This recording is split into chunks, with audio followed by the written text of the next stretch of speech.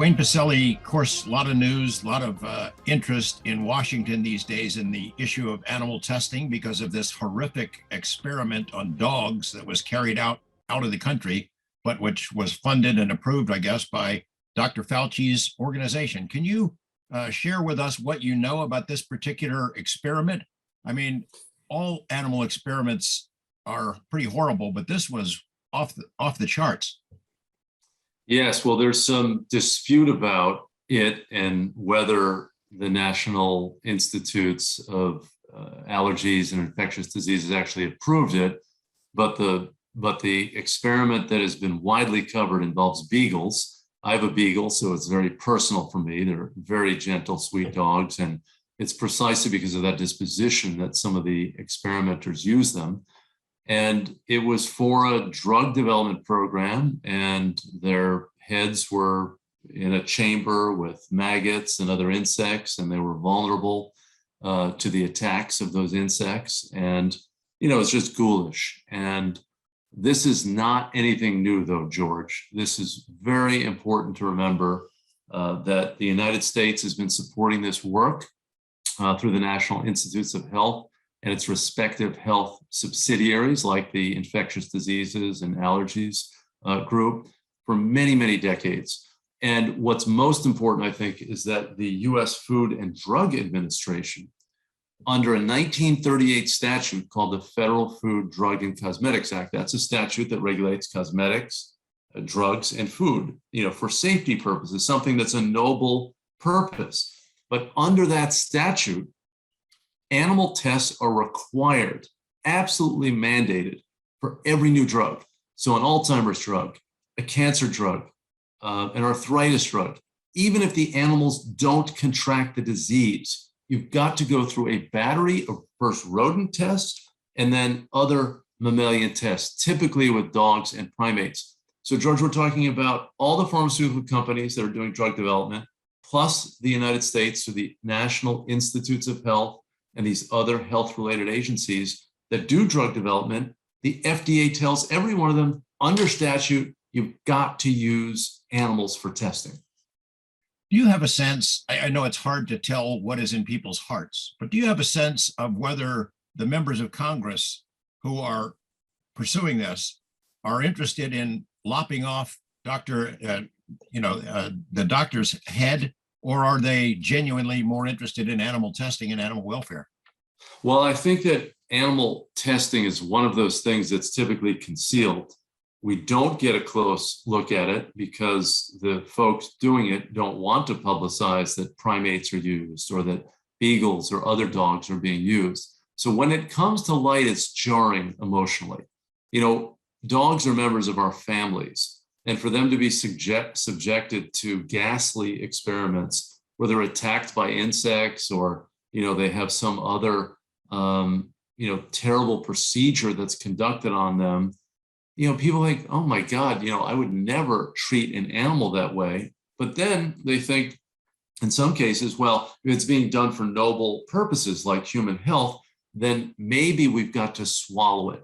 But I'd say that feelings are quite conflicted about that. But the big takeaway is, in 1938, when the statute was passed, that's how we did safety testing for drugs, and that's how we did effectiveness testing, because the government wants to find out two things when it authorizes the use of a drug for consumers to use. Is it going to kill you, or is it going to do something terrible to your health? And is it going to work? So safety and efficacy. In 1938, that's the way we did safety and efficacy testing, was we tormented animals. It's 83 years later. I mean, think about the changes in telecommunication and transportation and other sectors of our society. It would be absurd or ridiculous to think we've been in a static pose. There are so many alternative methods that exist now, but the government mandate is keeping folks in place. There's no incentive for these pharmaceutical companies to develop innovative non-animal methods if they're required by the government to do this. Now, even though that has depressed innovation, there's no question that dozens of alternative methods now exist, and there's federal legislation that's been introduced to eliminate this archaic mandate and allow the best science to be used. Well, whether this is a headhunting operation out to get Dr. Fauci or a legitimate interest in the horrific experiments that are conducted, it has brought attention to this. It's a moment of opportunity for organizations like yours, I would think. Well, it's a nonpartisan issue, right? I mean, whether it's a Democrat in the White House that is overseeing the National Institutes of Health or a Republican, these experiments, these tests have been going on forever. And I think the response now that we're learning about it, both Democrats and Republicans want to address it. You know, in the Senate, we introduced this bill recently with Senators Rand Paul, Mike Braun, John Kennedy. These are conservatives from very red states, with Cory Booker and Ben Ray Lujan from blue states. This can be a bipartisan issue. It should be a bipartisan issue. The health of American citizens, the well-being of animals, this should not be partisan. Every person who cares about the basic tenets of a civil society, decent treatment of animals, health and longevity for human citizens of our country, these are all noble pursuits. We should be able to figure out a way to advance our health imperatives without victimizing animals in this way. Let's speak for a minute about the advisability and the value of these tests in general. I mean, putting bugs to eat the brains of beagles does not sound like an experiment that helps humans in any way. Can you characterize the animal testing and experimentation in general? Is it even legitimate? How often is it useful in teaching us something that can protect the health of human beings? Well, listen, if you put enough quarters in the slot machine, you know, eventually you're going to get some yield. You're going to lose a lot of money. It's not a very efficient way to handle your money, but you'll get something out of it. But when we really look at the facts and the figures when it comes to new drug developments, this is just one category of animal tests or for new drugs. The data show that, again, what we're doing is we're using animal testing to assess the safety of a drug and the effectiveness of it. And after we do that, if it passes muster in the animal test, then it goes to human clinical trials. So the data show that in 19 of 20 cases, 19 of 20, when the drugs pass muster in the animal tests and then they go to the human clinical trials, they fail in the human clinical trials. Now, you know, in baseball, the World Series is on now. If a hitter, you know, gets a hit 3 of every 10 at bats, he's an all-star. That's the standard of success. But if you're in basketball and you're a free throw shooter, if you don't make 8 of 10, you know, you're a bricklayer. Should we accept a standard of 19 of 20 failures when it comes to testing? These are the drugs. You know, we have to snicker when we see these drug commercials where they have beautiful families talking about the newest drug, and then the music is beautiful, and then on the narrator, you know, then lists, well, you could swallow your tongue, you could have depression and kill yourself. I mean, there are so many side effects of these drugs. The system is not working. We should be using 21st century technology. Why are we tormenting beagles and primates when they're not giving us predictive results for the human response to these drugs?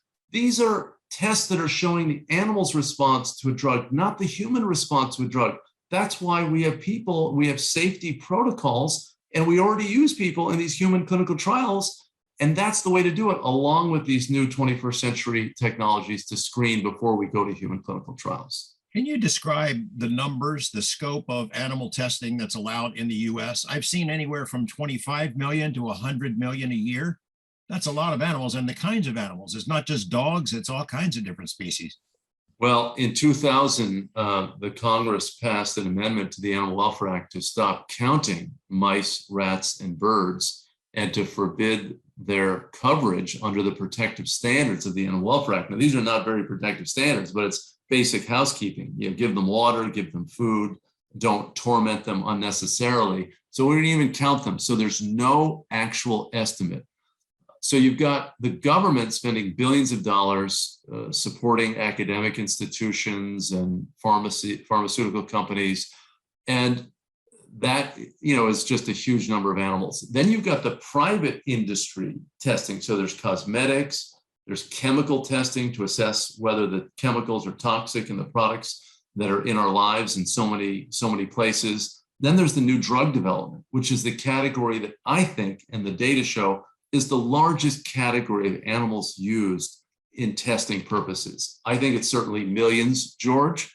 And here we have a case where we are continuing to subject animals in a mandatory fashion. So if the NIH says we're going to support a drug development protocol, you've got to use animals. If it goes to Merck or to Pfizer, you've got to use animals. This is lunacy. I mean, we have a framework that academic institutions, pharmaceuticals, government agencies have all blessed. It's called the 3 R's: refinement of techniques to minimize pain and distress to the animals, reduction in the number of animals. If you had 20 in a protocol and you could use 10, you have a moral imperative to reduce the number. And the third one is replace. When you've got a non-animal testing method, use it in favor of the animal tests. All of these different agencies have blessed it. The problem is they're not applying it. And the statute is forbidding the application of the 3 R's principle, at least on the replacement side, because we're using animal tests even when we have these new strategies like lung on a chip or heart on a chip, where we're using human cells in a sophisticated arrangement to do testing for safety and efficacy on these new drugs. That's why our FDA Modernization Act, which has this bipartisan support, has the support of many of the most innovative scientists who are using these methods now and saying, hey, why are we using a horse and buggy when we could be, using a streamlined Tesla vehicle? We just must embrace innovation and accept technology and not have an archaic statute that is requiring the government to tell you that you've got to use these tests, even though it's wasteful of life, wasteful of money. And frankly, George, it's driving up drug prices. It's delaying the delivery of drugs in the marketplace to people who need them. And it's also a barrier because it costs $1 to $6 billion for a company on the front end to invest money in a new drug. That means that the companies have to look at drugs that are going to have some commercial value, that a lot of people are getting sick from them. If the price of entry for drug development were lower, they might develop drugs to help other people who have afflictions that are a little more or a little less common than some of these big ticket items. In addition to testing supposedly for the good of human health, which does not work, there's other testing that takes place. You and I have spoken about before about the USDA. They had a lab that conducted pretty horrible experiments. I don't know if that's still open or not. Oh, yes, there are multiple U.S. Department of Agriculture research facilities. There was one in 2015 that made national news because they were essentially tormenting farm animals in order to just make agriculture even more intensive. And this was done. The government was basically doing experiments to essentially increase the factory farming intensity. Now, this is not a human life situation.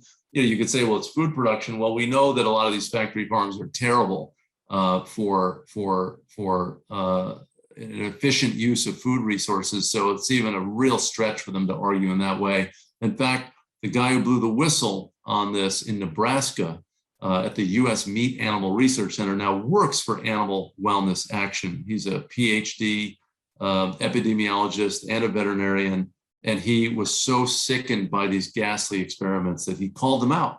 And the expose appeared on the front page of the New York Times. Let's speak in bigger terms about animal welfare in the world. We're in the middle of mass extinctions. Thousands, maybe tens of thousands of species are on the edge.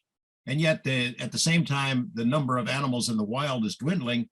The number of animals in private hands, livestock animals, has exploded. It seems like we're headed for trouble in that trend.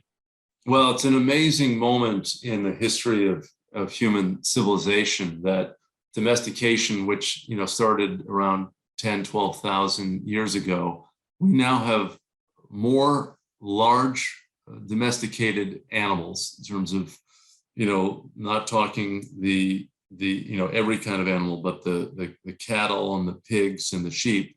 We have more of them than we have of the antelope and the other hoofed animals, the deer and the elk, the wildebeest. If you add all of those large mammals up in the wild, they now do not exceed in number the domesticated animals that we raise for food. So we've got more than 7 billion people on the planet. We're raising tens of billions of these animals for human consumption, and they are stepping on soil and desertifying the landscapes. They are consuming vast amounts of water. They're leaving tremendous waste behind. On the factory farms, we give them antibiotics and hormones that then, come back and rebound against us. They're fed crops in so many cases. Some of them are foraging on grassland, but many of them are fed corn and soybeans, which are then inefficiently converted as plant matter into animal protein. So if you travel around Indiana and Iowa, 85% of the corn and soybeans that you see are headed for the mouths of animals, not for people. If we ate more plants directly, that would be so much more efficient. We'd have to produce much less in the way of these vegetable crops, these grain crops. And, it's just a very inefficient way to do a food system. We've been addicted to meat for a long time. It's been a big part of the human experience for time immemorial, but the per capita consumption in the United States is incredible. And, we know that heart disease is correlated with heavy consumption of animal products. We know that certain forms of cancer are correlated. We know it's an inefficient use of our plant crops. We know it's a big contributor to climate change. We know that there are almost no regulations governing the humane treatment of these animals, even in the slaughterhouses. And it's an inhumane end for these animals, as well as an inhumane life for those who are on factory farms. I mean, the intellectual and logical case against factory farming in particular, I think is so compelling. We're seeing a switch in public consciousness about this. We all need to think about our food choices. The choices that we make have immense consequences for animals and the planet. When I've written about dangers to this species or that, putting them on the edge of extinction, the response I get from some people is, what's the big deal? Every species goes extinct at some point.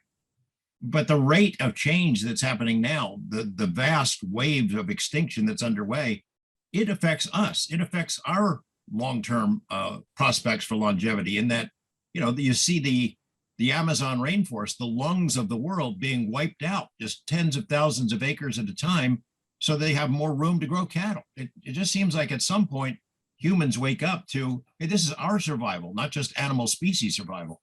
Well, listen, I mean, we're all, learning about weather events and climate trends that are desertifying areas. We're learning about, flooding that occurs at other times. We're learning about, sea rise in coastal areas that could, swamp some of the most valuable properties we have in our states. I mean, farmers are dealing with drought and other problems. I mean, this is a matter of self-interest at some level for human beings. I mean, we can deny all we want, or we can say, well, this is a natural process, but we're accentuating it and we're accelerating it. And I think that's the issue. And of course, we have to rely on our government to negotiate agreements, multilateral agreements with other countries. And it's important that countries don't opt out. We're all on this small planet together. But we also, can do things in our lives that also reflect a consciousness about this by eating lower on the trophic scale for our foods, eating more plant-based foods. It's better for us as individuals. It's certainly better for animals. It's better for wildlife. I mean, think of all of those crops that, millions of acres planted of soybean and corns to feed to animals. I mean, if some of that prairie, were allowed to grow, you could have bison and you could have elk and you could have prairie dogs.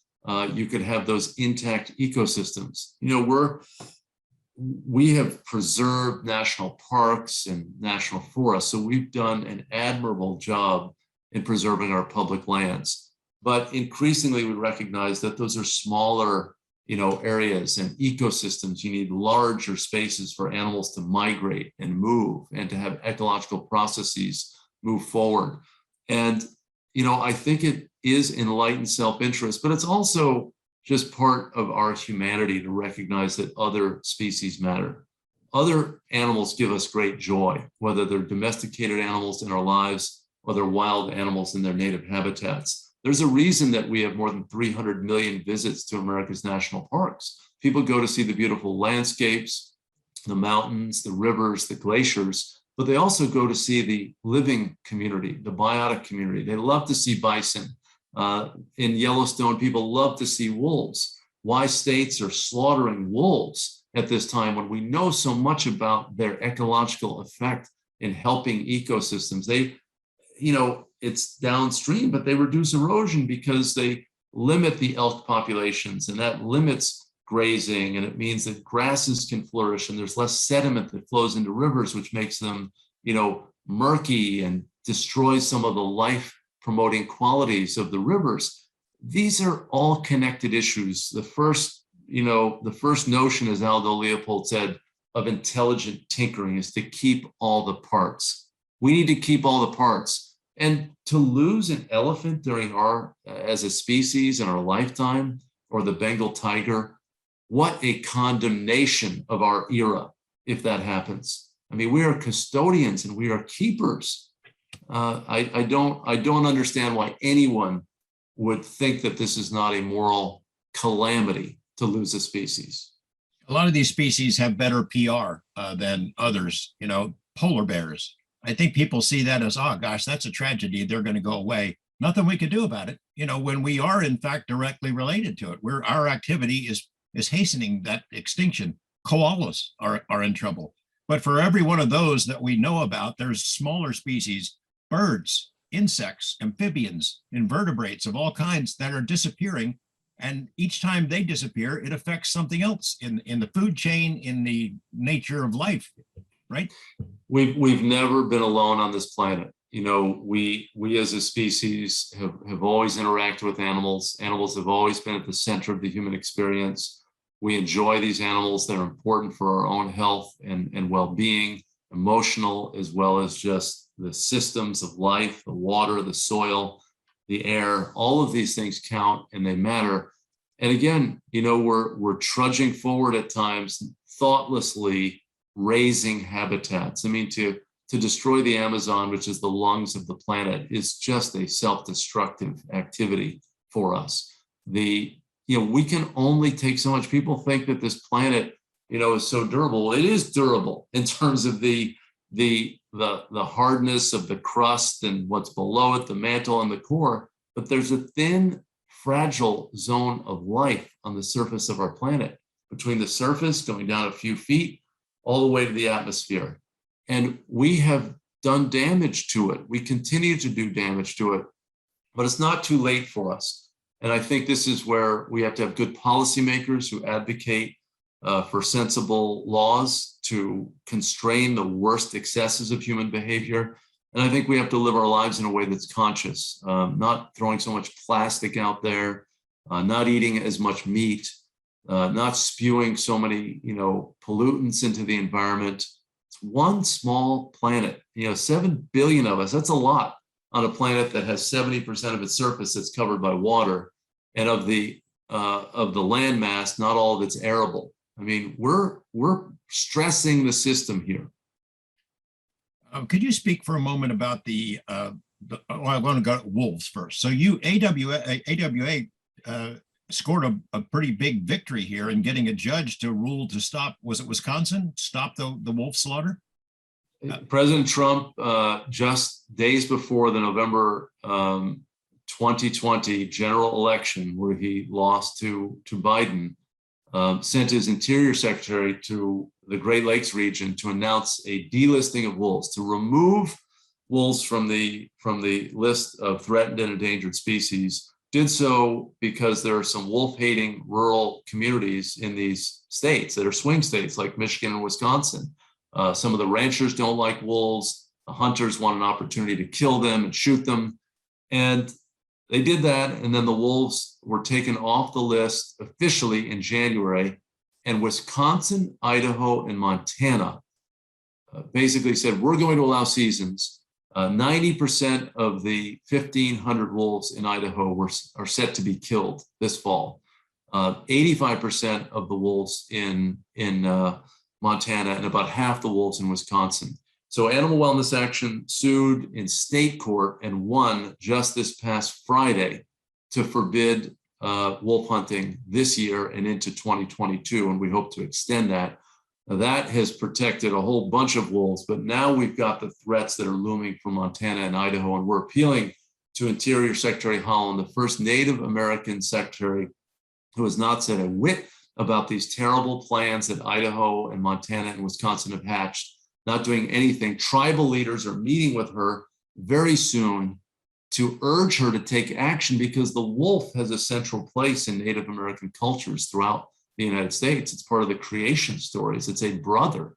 And these wolves are being killed for trophies. They're being killed with neck snares. They're being killed with steel jaw echo traps. And in February, when Wisconsin had an outrageous winter hunt, 86% of the wolves were killed with the aid of packs of dogs. So you had packs of dogs chasing packs of wolves. Fights emerged, like an animal fighting situation. Then the hunter would come in and shoot a wolf or multiple wolves. I mean, it's as dastardly and horrible as you can imagine. I'm very proud that we took this case, and I'm glad we drew a sensible judge in Wisconsin to stop this mayhem. We had here in Nevada, our state wildlife folks gave thumbs up to a bear hunt. You look at bears in the West over the last couple of years, this terrible drought that's just devastated them and all kinds of wildlife. And then the fires this past summer that wiped out habitat, killed a bunch of bears, and now the remaining bears, already scared and health-wise debilitated, we're going to go shoot them. It's just unbelievable. Well, as you say, the cumulative effects of our behaviors, combined with these perturbations in climate, the animals are struggling to survive. I mean, drought affects wildlife, right? These are not automatons, they're not machines. They need water to drink. They need food to eat. They need space to live. The bears are terribly stressed. And then to send these trophy hunters out to kill them. I mean, people don't need this food. They don't need bear meat to survive. Many of the hunters probably don't even eat the bear meat. It's a trophy hunting exercise in a state that really doesn't have that many bears. You have small areas of mountains that are inhabited by bears in Nevada. And why would we permit them to be hunted? I mean, my God, we've got to get past this era of trophy hunting. It's one thing if you're going to kill a deer and consume it, if you're deciding to eat meat. It's another thing to kill a wolf who is inedible, a mountain lion inedible, and bears barely edible.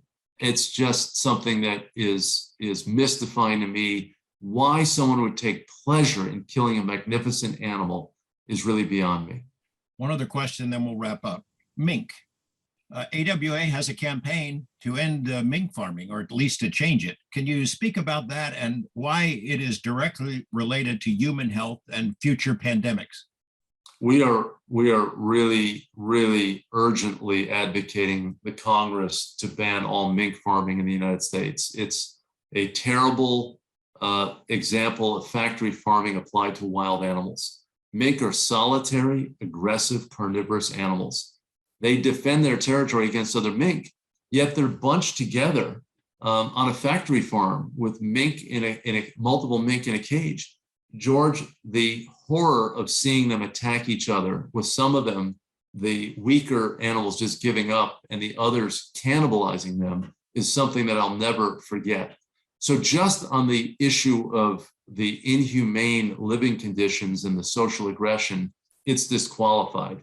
When you then think of the luxury product, that we don't consume this product anymore in the United States because we're getting past the use of animals for fur, and we're exporting almost all of these pelts to China and South Korea for a thin strata of elites to consume these mink coats, it becomes all the more untenable. And then the third reason, and the reason that this has come up at the national level, is that mink are uniquely susceptible to the coronavirus. They're a bilateral transmitter of the virus, which means that they can get the virus from people and they can spill it back.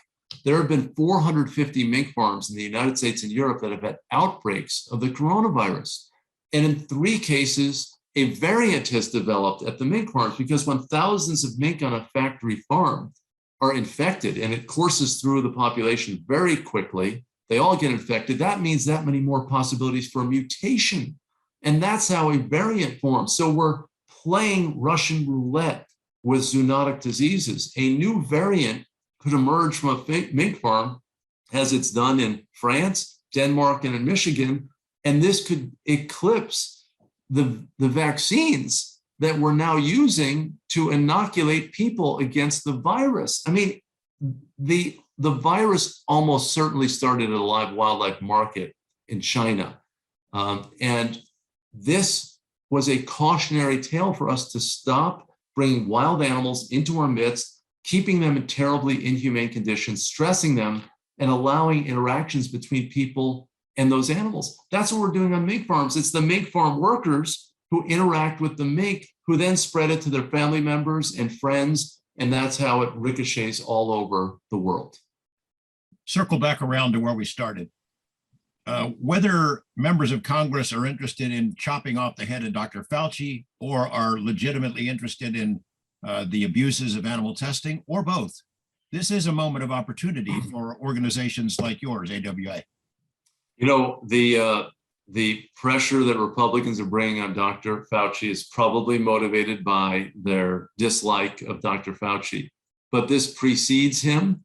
There is a larger issue. If you solve it with Dr. Fauci, it does not solve the larger problem. We've been using beagles and primates in experiments. We have a government statute, a federal statute, that mandates that the government dictate to private companies that they've got to use animals. This is a Depression era statute. We have 21st century technologies. It's in our interest in terms of public health imperatives to use the best testing methods, not to be poisoning beagles or primates. Wayne, thank you very much. Always great to talk to you. George, thank you so much.